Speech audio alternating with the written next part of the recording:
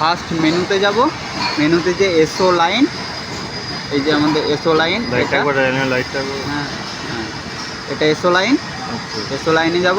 S O লাইনের পরে definition define baseline, define baseline, তারপরে এখানে ফার্স্ট পয়েন্ট এখানে দিতে হবে। এখানে একটা যে কোনো একটা পয়েন্ট দেওয়া আছে, তো আমি ওইটাকেই ওকে করে দেবো। এটাকে তোমাকে নতুন করে দিতে হবে, এখানে দিয়ে দিলাম। সেকেন্ড পয়েন্টটা আমার দেওয়া আছে, ওটাকে নিয়ে নিলাম, নিয়ে নিয়ে আমার লাইন দেখিয়ে দিল 41 মিটার 350। আর ম্যাপে তো দেখতে হবে ওই লাইনটাকে দেখে নিতে হবে যে ওখানে তোমার 41 মিটার 350 আসছে কিনা। তো কোঅর্ডিনেটটা ঠিক আছে, আর যদি না আসতো ড্রয়িংয়ে ভুল, নাহলে কোঅর্ডিনেটটা ভুল আছে, তখন ওটা আলাদা ব্যাপার।